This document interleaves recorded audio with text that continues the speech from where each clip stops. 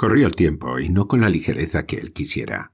Que los que viven con esperanzas de promesas venideras siempre imaginan que no vuela el tiempo, sino que anda sobre los pies de la pereza misma. Pero en fin llegó el día, no donde pensó Ricaredo poner fin a sus deseos, sino de hallar en Isabela gracias nuevas que le moviesen a quererla más, si más pudiese.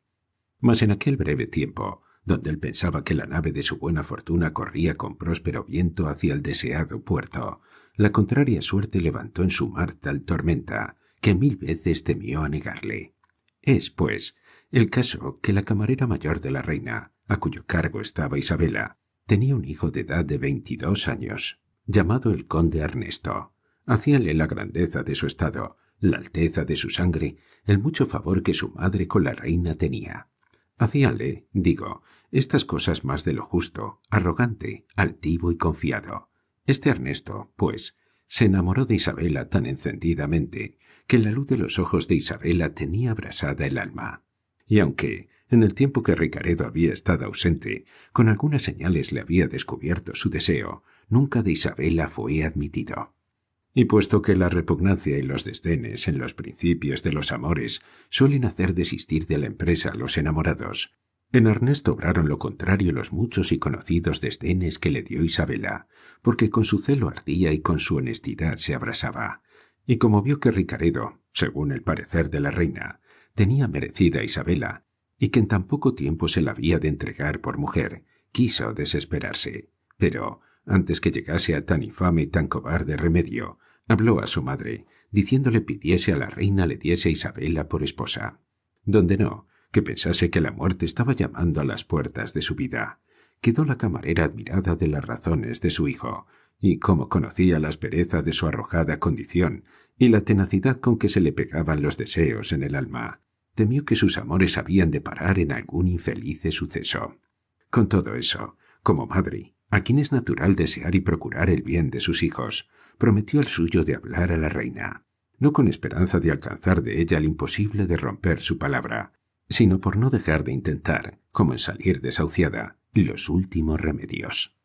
Y estando aquella mañana Isabela vestida, por orden de la reina, tan ricamente que no se atreve la pluma a contarlo, y habiéndole echado la misma reina al cuello una sarta de perlas de las mejores que traía la nave, que las apreciaron en 20.000 ducados, y puéstole un anillo de un diamante, que se apreció en 6.000 escudos, y estando alborozadas las damas por la fiesta que esperaban del cercano desposorio, entró la camarera mayor a la reina, y de rodillas le suplicó suspendiese el desposorio de Isabela por otros 2 días, que, con esta merced sola que su majestad le hiciese, se tendría por satisfecha y pagada de todas las mercedes que por sus servicios merecía y esperaba. Quiso saber la reina primero por qué le pedía con tanto ahínco aquella suspensión, que tan derechamente iba contra la palabra que tenía dada a Ricaredo. Pero no se la quiso dar la camarera hasta que le hubo otorgado que haría lo que le pedía. Tanto deseo tenía la reina de saber la causa de aquella demanda. Y así, después que la camarera alcanzó lo que por entonces deseaba, contó a la reina los amores de su hijo, y cómo temía que si no le daban por mujer a Isabela, o se había de desesperar, o hacer algún hecho escandaloso, y que si había pedido aquellos 2 días, era para dar lugar a su majestad pensase qué medio sería a propósito y conveniente para dar a su hijo remedio.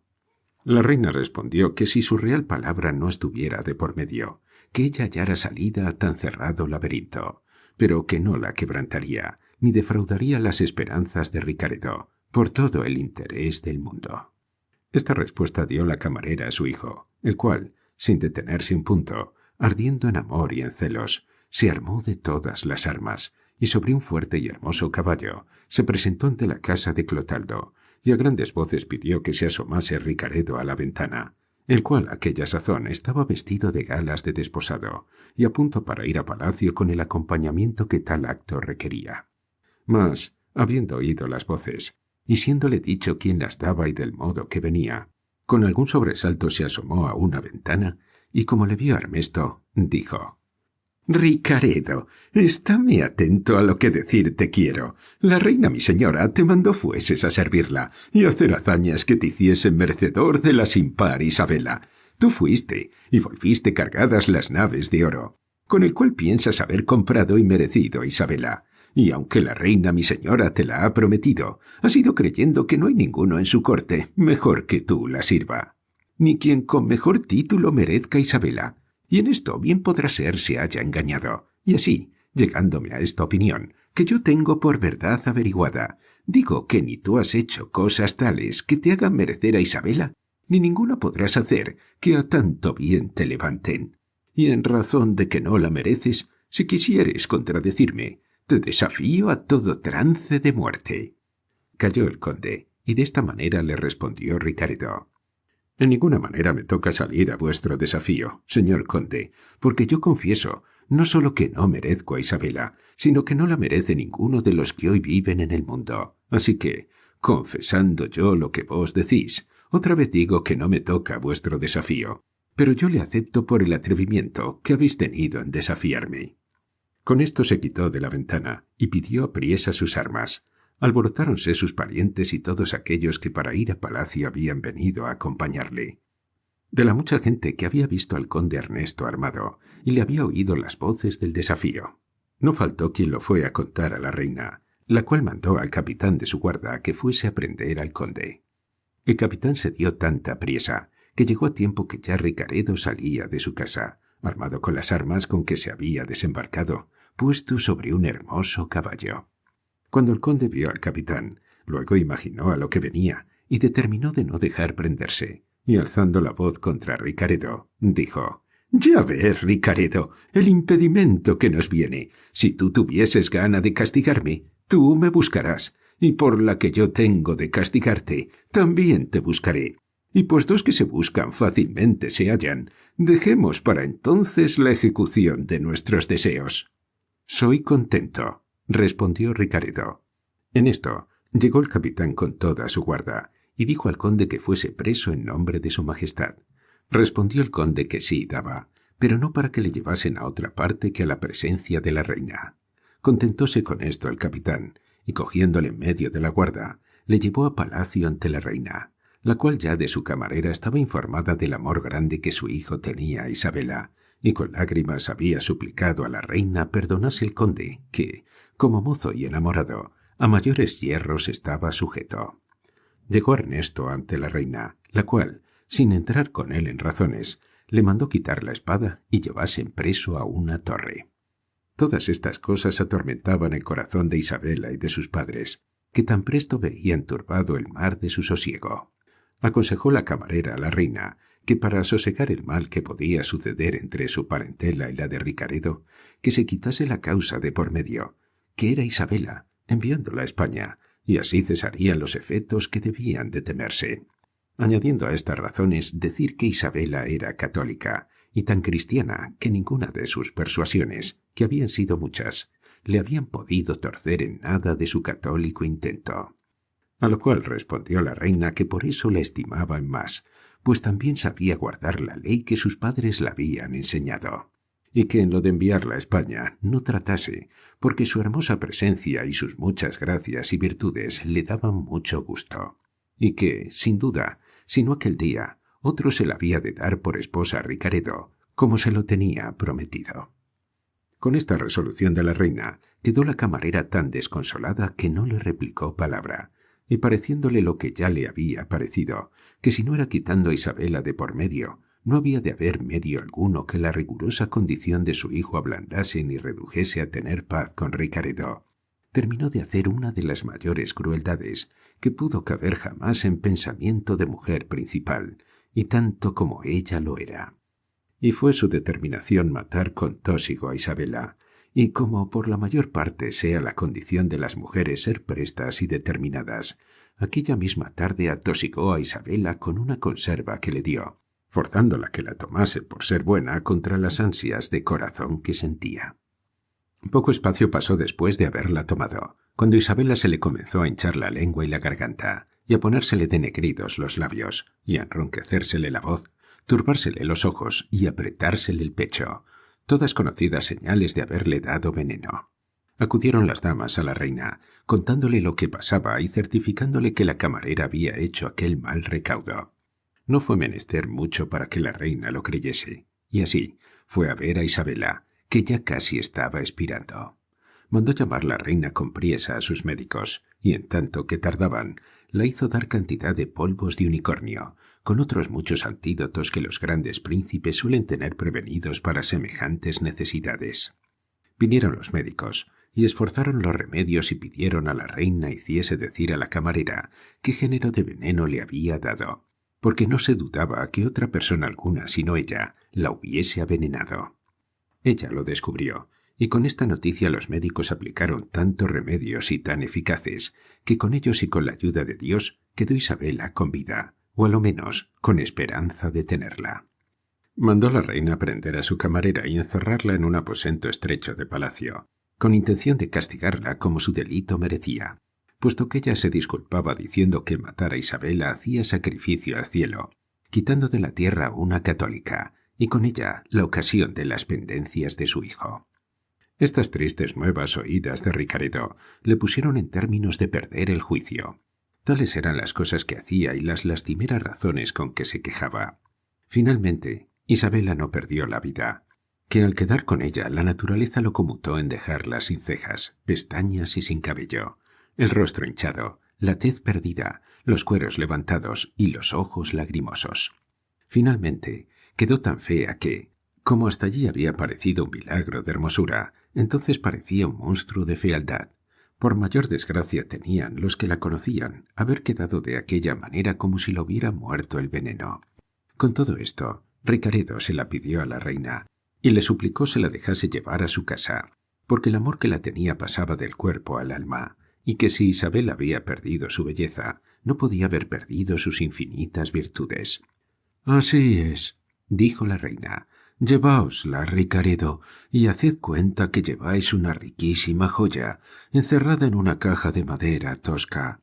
Dios sabe si quisiera dárosla como me la entregastes, pero, pues no es posible. Perdonadme. Quizá el castigo que diere a la cometedora de tal delito satisfará en algo el deseo de la venganza». Muchas cosas dijo Ricaredo a la reina disculpando a la camarera y suplicándola la perdonase, pues las disculpas que daba eran bastantes para perdonar mayores insultos. Finalmente, le entregaron a Isabela y a sus padres, y Ricaredo los llevó a su casa. Digo a la de sus padres. A las ricas perlas y al diamante añadió otras joyas la reina y otros vestidos tales que descubrieron el mucho amor que Isabela tenía, la cual duró 2 meses en su fealdad, sin dar indicio alguno de poder reducirse a su primera hermosura. Pero, al cabo de este tiempo, comenzó a caérsele el cuero y a descubrírsele su hermosa tez. En este tiempo, los padres de Ricaredo, pareciéndoles no ser posible que Isabela en sí volviese, determinaron enviar por la doncella de Escocia, con quien primero que con Isabela tenían concertado de casar a Ricaredo, y esto sin que él lo supiese, no dudando que la hermosura presente de la nueva esposa hiciese olvidar a su hijo la ya pasada de Isabela, a la cual pensaban enviar a España con sus padres, dándoles tanto haber y riquezas que recompensasen sus pasadas pérdidas. No pasó mes y medio cuando, sin sabiduría de Ricaredo, la nueva esposa se le entró por las puertas, acompañada como quien ella era, y tan hermosa que, después de la Isabela que solía ser, no había otra tan bella en toda Londres. Sobresaltóse Ricardo con la improvisa vista de la doncella, y temió que el sobresalto de su venida había de acabar la vida a Isabela. Y así, para templar este temor, se fue al lecho donde Isabela estaba, y hallóla en compañía de sus padres, delante de los cuales dijo: «Isabela de mi alma, mis padres, con el grande amor que me tienen, aún no bien enterados del mucho que yo te tengo, han traído a casa una doncella escocesa, con quien ellos tenían concertado casarme antes que yo conociese lo que vales. Y esto, a lo que creo, con intención que la mucha belleza de esta doncella borre de mi alma la tuya, que en ella estampada tengo. Yo, Isabela, desde el punto que te quise, fue con otro amor de aquel que tiene su fin y paradero en el cumplimiento del sensual apetito, que, puesto que tu corporal hermosura me cautivó los sentidos, tus infinitas virtudes me aprisionaron el alma, de manera que, si hermosa te quise, fea te adoro, y para confirmar esta verdad, dame esa mano».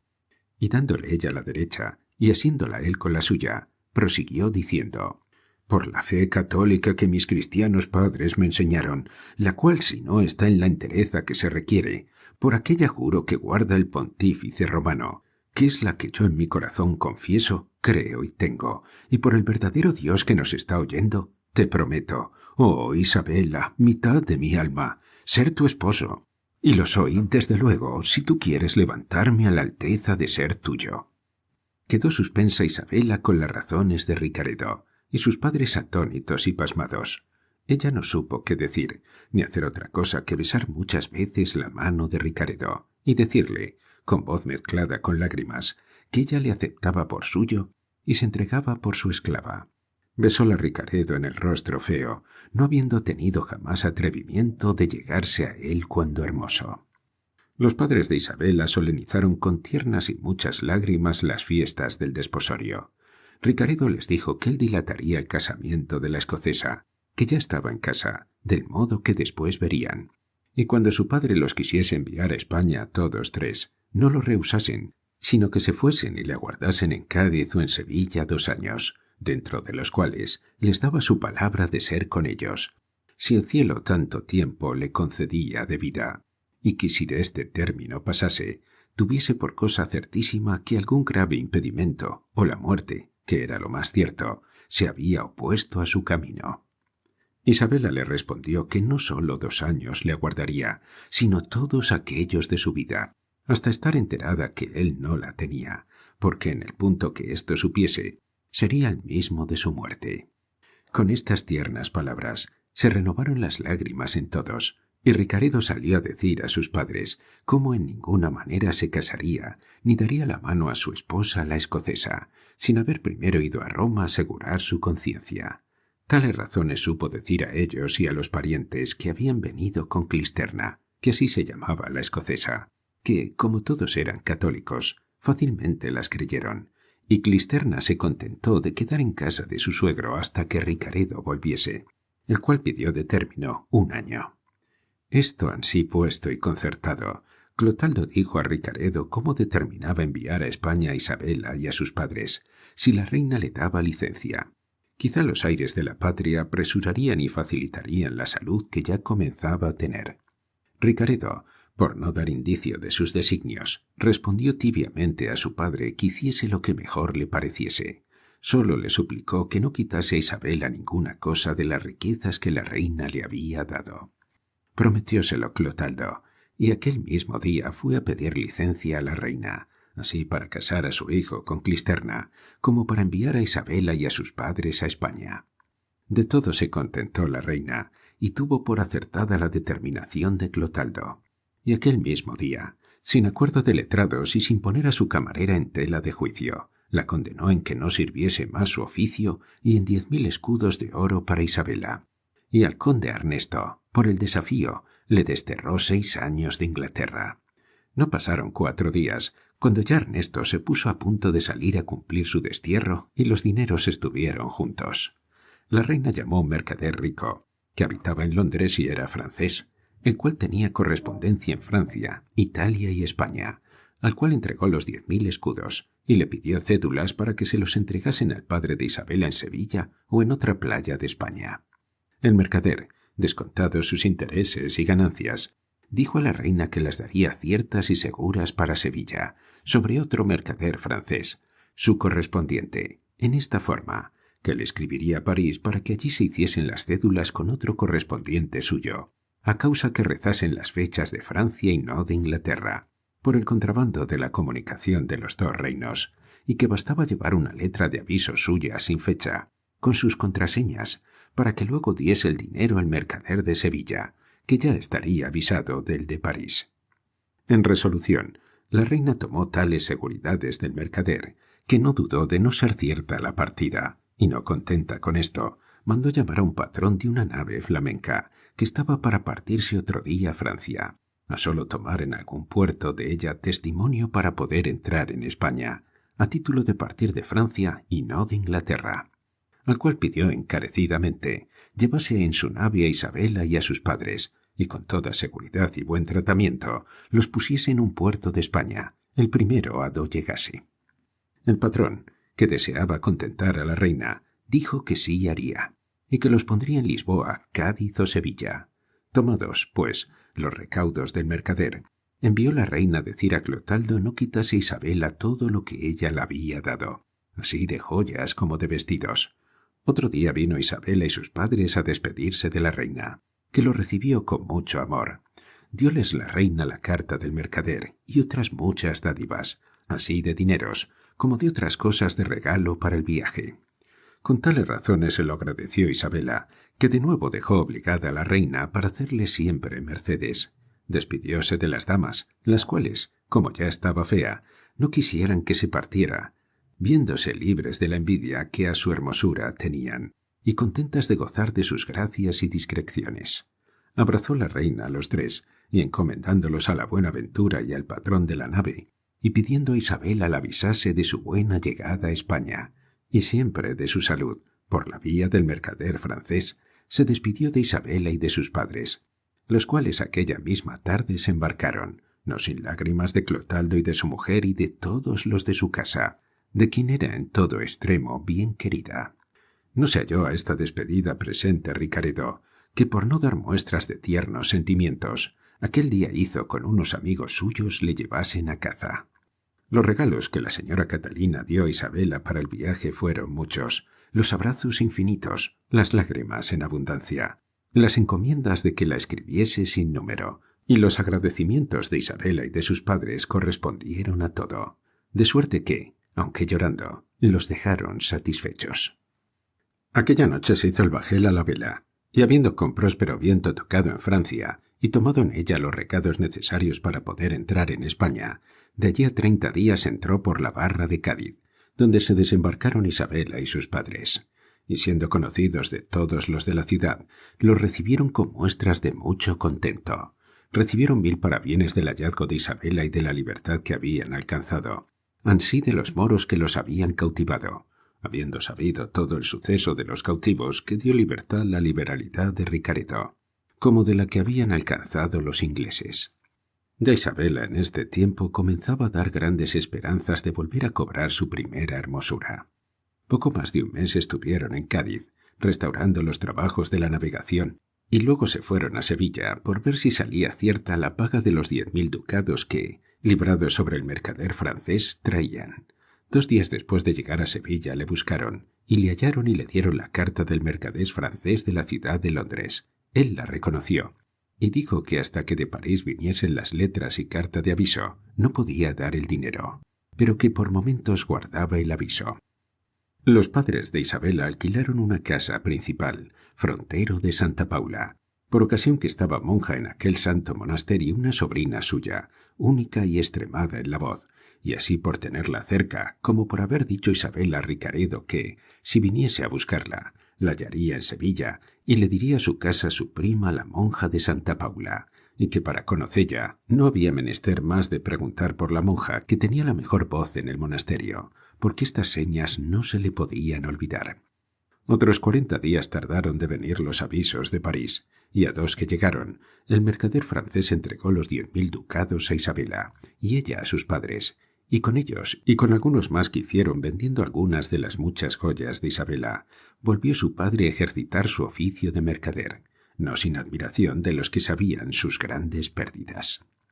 En fin, en pocos meses fue restaurando su perdido crédito, y la belleza de Isabela volvió a su ser primero, de tal manera que, en hablando de hermosas, todas daban el lauro a la española inglesa, que tanto por este nombre como por su hermosura era de toda la ciudad conocida. Por la orden del mercader francés de Sevilla, escribieron Isabela y sus padres a la reina de Inglaterra su llegada, con los agradecimientos y sumisiones que requerían las muchas mercedes de ella recibidas. Asimismo, escribieron a Clotaldo y a su señora Catalina, llamándolos Isabela padres y sus padres señores. De la reina no tuvieron respuesta, pero de Clotaldo y de su mujer sí, donde les daban el parabién de la llegada a salvo, y los avisaban cómo su hijo Ricaredo, otro día después que ellos se hicieron a la vela, se había partido a Francia y de allí a otras partes, donde le convenía ir para seguridad de su conciencia, añadiendo a estas otras razones y cosas de mucho amor y de muchos ofrecimientos. a la cual carta respondieron con otra no menos cortés y amorosa que agradecida. Luego imaginó Isabela que el haber dejado Ricaredo a Inglaterra sería para venirla a buscar a España, y alentada con esta esperanza, vivía la más contenta del mundo, y procuraba vivir de manera que, cuando Ricaredo llegase a Sevilla, antes le diese en los oídos la fama de sus virtudes que el conocimiento de su casa. Pocas o ninguna vez salía de su casa, sino para el monasterio. No ganaba otros jubileos que aquellos que en el monasterio se ganaban. Desde su casa y desde su oratorio andaba con el pensamiento los viernes de Cuaresma la Santísima Estación de la Cruz y los 7 venideros del Espíritu Santo. Jamás visitó el río, ni pasó a Triana, ni vio el común regocijo en el campo de Tablada y Puerta de Jerez, el día, si le hace claro, de San Sebastián, celebrado de tanta gente que apenas se puede reducir a número. Finalmente, no vio regocijo público ni otra fiesta en Sevilla. Todo lo libraba en su recogimiento y en sus oraciones y buenos deseos esperando a Ricaredo. Su grande retraimiento tenía abrasados y encendidos los deseos, no sólo de los pisaverdes del barrio, sino de todos aquellos que una vez la hubiesen visto. De aquí nacieron músicas de noche en su calle y carreras de día. De no dejar verse y desearlo, muchos crecieron las alhajas de las terceras, que prometieron mostrarse primas y únicas en solicitar a Isabela. Y no faltó quien se quiso aprovechar de lo que llaman hechizos, que no son sino embustes y disparates. Pero todo esto estaba Isabela como roca en mitad del mar, que la tocan, pero no la mueven las olas ni los vientos. 1 año y medio era ya pasado cuando la esperanza propincua de los 2 años por Ricaredo prometidos comenzó con más ahínco que hasta allí a fatigar el corazón de Isabela. Y cuando ya le parecía que su esposo llegaba y que le tenía ante los ojos, y le preguntaba qué impedimentos le habían detenido tanto, cuando ya llegaban a sus oídos las disculpas de su esposo, y cuando ya ella le perdonaba y le abrazaba, y como a mitad de su alma le recibía, llegó a sus manos una carta de la señora Catalina, fecha en Londres 50 días había. Venía en lengua inglesa, pero, leyéndola en español, vio que así decía: «Hija de mi alma, bien conociste a Guillarte, el paje de Ricaredo. Este se fue con él al viaje, que por otra te avisé, que Ricaredo a Francia y a otras partes había hecho el 2.º día de tu partida, pues este mismo Guillarte, a cabo de 16 meses que no habíamos sabido de mi hijo, entró ayer por nuestra puerta con nuevas que el conde Ernesto había muerto a traición en Francia a Ricaredo. Considera, hija, cuál quedaríamos su padre y yo y su esposa con tales nuevas. Tales, digo, que aún no nos dejaron poner en duda nuestra desventura. Lo que Clotaldo y yo te rogamos otra vez, hija de mi alma, es que encomiendes muy de veras a Dios la de Ricaredo, que bien merece este beneficio, el que tanto te quiso como tú sabes. También pedirás a nuestro Señor nos dé a nosotros paciencia y buena muerte, a quien nosotros también pediremos, y suplicaremos te dé a ti y a tus padres largos años de vida». Por la letra y por la firma no le quedó que dudar a Isabela para no creer la muerte de su esposo. Conocía muy bien al paje Guillarte. Y sabía que era verdadero y que de suyo no habría querido ni tenía para qué fingir aquella muerte. Y sabía que era verdadero y que de suyo no habría querido ni tenía para qué fingir aquella muerte, ni menos su madre, la señora Catalina, la habría fingido, por no importarle nada enviarle nuevas de tanta tristeza. Finalmente, ningún discurso que hizo, ninguna cosa que imaginó, le pudo quitar del pensamiento no ser verdadera la nueva de su desventura. Acabada de leer la carta, sin derramar lágrimas ni dar señales de doloroso sentimiento, con sesgo rostro y, al parecer, con sosegado pecho, se levantó de un estrado donde estaba sentada y se entró en un oratorio. Hincándose de rodillas ante la imagen de un devoto crucifijo, hizo voto de ser monja, pues lo podía ser teniéndose por viuda. Sus padres disimularon y encubrieron con discreción la pena que les había dado la triste nueva, por poder consolar a Isabela en la amarga que sentía, la cual, casi como satisfecha de su dolor, templándole con la santa y cristiana resolución que había tomado, ella consolaba a sus padres, a los cuales descubrió su intento, y ellos le aconsejaron que no le pusiese en ejecución hasta que pasasen los 2 años que Ricaredo había puesto por término a su venida, que con esto se confirmaría la verdad de la muerte de Ricaredo, y ella con más seguridad podía mudar de estado. Ansí lo hizo Isabela, y los 6 meses y medio que quedaban para cumplirse los 2 años los pasó en ejercicios de religiosa y en concertar la entrada del monasterio, habiendo elegido el de Santa Paula, donde estaba su prima. Pasóse el término de los 2 años y llegóse el día de tomar el hábito, cuya nueva se extendió por la ciudad, y de los que conocían de vista a Isabela, y de aquellos que por sola su fama, se llenó el monasterio y la poca distancia que de él a la casa de Isabela había. Y convidando su padre a sus amigos y aquellos a otros, hicieron a Isabela uno de los más honrados acompañamientos que en semejantes actos se había visto en Sevilla. Hallóse en él el asistente y el provisor de la iglesia y vicario del arzobispo, con todas las señoras y señores de título que había en la ciudad. Tal era el deseo que en todos había de ver el sol de la hermosura de Isabela, que tantos meses se les había eclipsado. Y como es costumbre de las doncellas que van a tomar el hábito, ir lo posible galanas y bien compuestas, como quien en aquel punto echa el resto de la bizarría y se descarta de ella, quiso Isabela ponerse la más bizarra que le fue posible. Y así se vistió con aquel vestido mismo que llevó cuando fue a ver la reina de Inglaterra, que ya se había dicho cuán rico y vistoso era. Salieron a luz las perlas y el famoso diamante, con el collar y cintura, que asimismo era de mucho valor.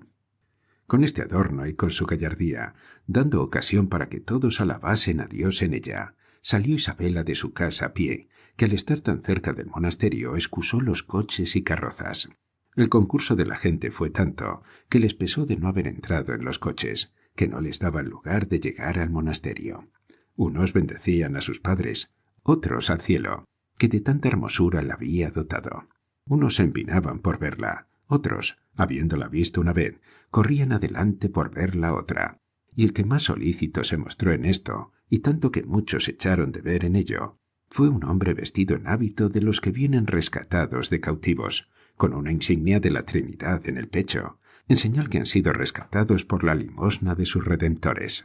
Este cautivo, pues, al tiempo que ya Isabela tenía un pie dentro de la portería del convento, donde habían salido a recibirla, como es uso, la priora y las monjas con la cruz, a grandes voces dijo: «Tente, Isabela, detente, que mientras yo fuere vivo, no puedes tú ser religiosa».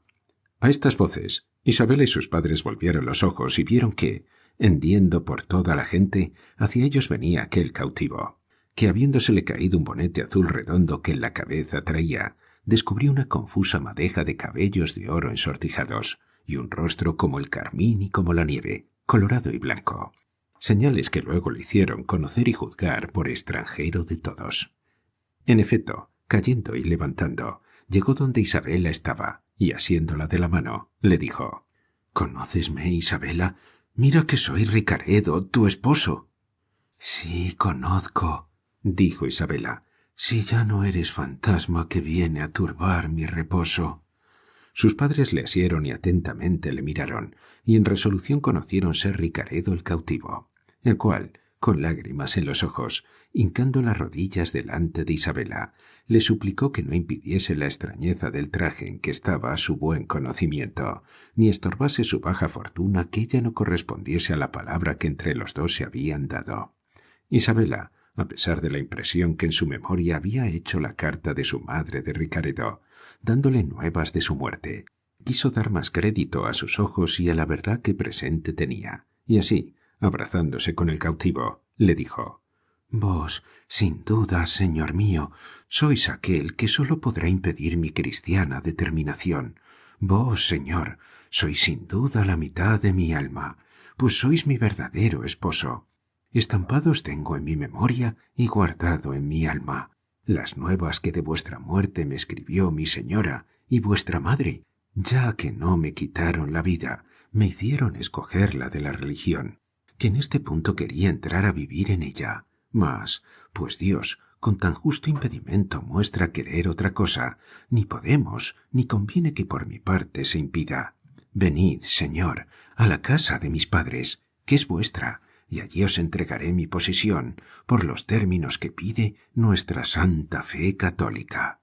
Todas estas razones oyeron los circunstantes, y el asistente, y vicario, y provisor del arzobispo, y de oírlas se admiraron y suspendieron, y quisieron que luego se les dijese qué historia era aquella, qué extranjero aquel, y de qué casamiento trataban. A todo lo cual respondió el padre de Isabela, diciendo que aquella historia pedía otro lugar y algún término para decirse. Y así suplicaba a todos aquellos que quisiesen saberla, diesen la vuelta a su casa, pues estaba tan cerca, que allí se la contarían de modo que con la verdad quedasen satisfechos, y con la grandeza y extrañeza de aquel suceso admirados. En esto, uno de los presentes alzó la voz, diciendo: «Señores, este mancebo es un gran corsario inglés, que yo le conozco, y es aquel que habrá poco más de 2 años tomó a los corsarios de Argel la nave de Portugal que venía de las Indias. No hay duda sino que es él, que yo le conozco, porque él me dio libertad y dineros para venirme a España, y no solo a mí, sino a otros 300 cautivos». Con estas razones se alborotó la gente, y se avivó el deseo que todos tenían de saber y ver la claridad de tan intrincadas cosas. Finalmente, la gente más principal, con el asistente y aquellos 2 señores eclesiásticos, volvieron a acompañar a Isabela a su casa, dejando a las monjas tristes, confusas y llorando por lo que perdían en no tener en su compañía a la hermosa Isabela, la cual, estando en su casa, en una gran sala, de ella hizo que aquellos señores se sentasen. Y aunque Ricaredo quiso tomar la mano en contar su historia, todavía le pareció que era mejor fiarlo de la lengua y discreción de Isabela, y no de la suya, que no muy expertamente hablaba la lengua castellana. Callaron todos los presentes, y teniendo las almas pendientes de las razones de Isabela, ella sí comenzó su cuento, el cual le reduzco yo a que dijo todo aquello que, desde el día que Clotaldo la robó de Cádiz hasta que entró y volvió a él, le había sucedido, contando asimismo la batalla que Ricaredo había tenido con los turcos, la liberalidad que había usado con los cristianos, la palabra que entrambos a 2 se habían dado de ser marido y mujer, la promesa de los 2 años, las nuevas que había tenido de su muerte, tan ciertas a su parecer, que la pusieron en el término que habían visto de ser religiosa.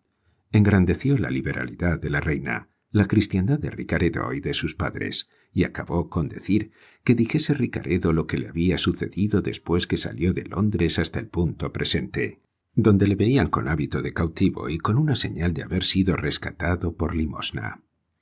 «Así es», dijo Ricaredo, «y en breves razones sumaré los inmensos trabajos míos. Después que me partí de Londres, por excusar el casamiento que no podía hacer con Clisterna, aquella doncella escocesa católica, con quien ha dicho Isabela que mis padres me querían casar, llevando en mi compañía a Guillarte, aquel paje que mi madre escribe que llevó a Londres las nuevas de mi muerte. Atravesando por Francia, llegué a Roma, donde se alegró mi alma y se fortaleció mi fe.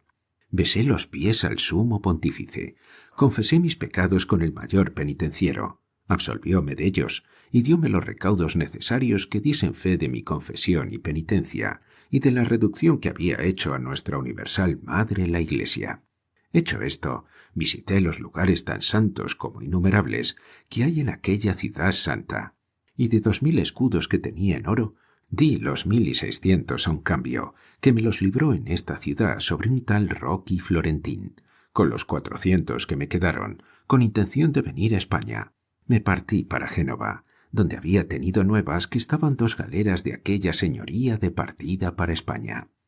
Llegué con Guillarte, mi criado, a un lugar que se llama Aquapendente, que, viniendo de Roma a Florencia, es el último que tiene el Papa, y en una hostería o posada, donde me apeé, hallé al conde Ernesto, mi mortal enemigo, que con 4 criados disfrazado y encubierto, más por ser curioso que por ser católico, entiendo que iba a Roma. Creí sin duda que no me había conocido. Encerréme en un aposento con mi criado y estuve con cuidado y con determinación de mudarme a otra posada encerrando la noche. No lo hice ansí, porque el descuido grande que yo pensé que tenían el conde y sus criados me aseguró que no me habían conocido. Cené en mi aposento, cerré la puerta, apercibí mi espada, encomendéme a Dios y no quise acostarme. Durmióse mi criado, y yo sobre una silla me quedé medio dormido. Mas, poco después de la medianoche, me despertaron para hacerme dormir el eterno sueño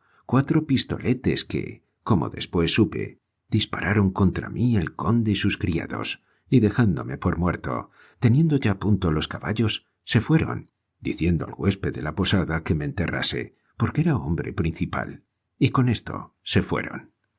Mi criado, según dijo después el huésped, despertó al ruido, y con el miedo se arrojó por una ventana que caía a un patio, y diciendo «Desventurado de mí, que han muerto a mi señor», se salió del mesón, y debió de ser con tal miedo que no debió de parar hasta Londres, pues él fue el que llevó las nuevas de mi muerte. Subieron los de la hostería y halláronme atravesado con 4 balas y con muchos perdigones, pero por todas partes, que de ninguna fue mortal la herida. Pedí confesión y todos los sacramentos como católico cristiano. Diéronmelos, curáronme, y no estuve para ponerme en camino en 2 meses, al cabo de los cuales vine a Génova, donde no hallé otro pasaje, sino en 2 falugas que fletamos yo y otros 2 principales españoles, la una para que fuese delante descubriendo, y la otra donde nosotros fuésemos. Con esta seguridad nos embarcamos, navegando tierra a tierra con intención de no engolfarnos. Pero, llegando a un paraje que llaman las 3 Marías, que es en la costa de Francia, yendo nuestra primera faluga descubriendo, a deshora salieron de una cala 2 galeotas turquescas, y tomándonos la una la mar y la otra la tierra, cuando íbamos a embestir en ella, nos cortaron el camino y nos cautivaron. En entrando en la galeota, nos desnudaron hasta dejarnos en carnes. Despojaron las falugas de cuanto llevaban y dejáronlas embestir en tierra sin echallas a fondo, diciendo que aquellas les servirían otra vez de traer otra gallina, que con este nombre llaman ellos a los despojos que de los cristianos toman. Bien se me podrá creer si digo que sentí en el alma mi cautiverio, y sobre todo la pérdida de los recaudos de Roma, donde en una caja de lata los traía, con la cédula de los 1600 ducados. Mas la buena suerte quiso que viniese a manos de un cristiano cautivo español, que las guardó, que si vinieran a poder de los turcos, por lo menos había de dar por mi rescate lo que rezaba la cédula, que ellos averiguaran cuya era. Trujéronnos a Argel, donde hallé que estaban rescatando los padres de la Santísima Trinidad. Hablélos, díjeles quién era, y movidos de caridad, aunque yo era extranjero, me rescataron en esta forma, que dieron por mí 300 ducados, los 100 y luego los 200 cuando volviese el bajel de la limosna a rescatar al Padre de la Redención, que se quedaba en Argel, empeñado en 4000 ducados, que había gastado más de los que traía. Porque a toda esta misericordia y liberalidad se extiende la caridad de estos padres, que dan su libertad por la ajena, y se quedan cautivos por rescatar los cautivos. Por añadidura del bien de mi libertad, hallé la caja perdida con los recaudos y la cédula. Mostrésela al bendito padre que me había rescatado, y ofrecíle 500 ducados más de los de mi rescate para ayuda de su empeño. Casi un año se tardó en volver la nave de la limosna, y lo que en este año me pasó, a poderlo contar ahora, fuera otra nueva historia. Solo diré que fue conocido de uno de los 20 turcos que di libertad con los demás cristianos ya referidos, y fue tan agradecido y tan hombre de bien, que no quiso descubrirme, porque, a conocerme los turcos por aquel que había echado a fondo sus 2 bajeles, y quitándoles de las manos la gran nave de la India, o me presentaran al gran turco o me quitaran la vida, y de presentarme al gran señor redundara no tener libertad en mi vida. Finalmente, el Padre Redentor vino a España conmigo y con otros 50 cristianos rescatados. En Valencia hicimos la procesión general, y desde allí cada uno se partió donde más le plugó, con las insignias de su libertad, que son estos habiticos. Hoy llegué a esta ciudad con tanto deseo de ver a Isabela, mi esposa, que sin detenerme a otra cosa, pregunté por este monasterio, donde me habían de dar nuevas de mi esposa. Lo que en él me ha sucedido ya se ha visto. Lo que queda por ver son estos recaudos, para que se pueda tener por verdadera mi historia, que tiene tanto de milagrosa como de verdadera. Y luego, en diciendo esto, sacó de una caja de lata los recaudos que decía, y se los puso en manos del provisor, que los vio junto con el señor asistente. Y no halló en ellos cosa que le hiciese dudar de la verdad que Ricaredo había contado, y para más confirmación de ella, ordenó el cielo que se hallase presente a todo esto el mercader florentín, sobre quien venía la cédula de los 1.600 ducados, el cual pidió que le mostrasen la cédula, y mostrándosela, la reconoció y la aceptó para luego, porque él muchos meses sabía que tenía aviso de esta partida. Todo esto fue añadir admiración a admiración y espanto a espanto. Ricaredo dijo que de nuevo ofrecía los 500 ducados que había prometido. Abrazó el asistente a Ricaredo y a sus padres de Isabela y a ella, ofreciéndoseles a todos con corteses razones. Lo mismo hicieron los dos señores eclesiásticos, y rogaron a Isabela que pusiese toda aquella historia por escrito, para que la leyese su señor el arzobispo, y ella lo prometió. El grande silencio que todos los circunstantes habían tenido, escuchando el extraño caso, se rompió en dar alabanzas a Dios por sus grandes maravillas, y dando desde el mayor hasta el más pequeño el parabién a Isabela, a Ricaredo y a sus padres, los dejaron. Y ellos suplicaron al asistente honrase sus bodas, que de allí a 8 días pensaban hacerlas. Holgó de hacerlo así el asistente, y de allí a 8 días, acompañado de los más principales de la ciudad, se halló en ellas. Por estos rodeos y por estas circunstancias, los padres de Isabela cobraron su hija y restauraron su hacienda, y ella, favorecida del cielo y ayudada de sus muchas virtudes, a despecho de tantos inconvenientes, halló marido tan principal como Ricaredo, en cuya compañía se piensa que aún hoy vive en las casas que alquilaron Frontero de Santa Paula, que después las compraron de los herederos de un hidalgo burgalés que se llama Hernando de Cifuentes.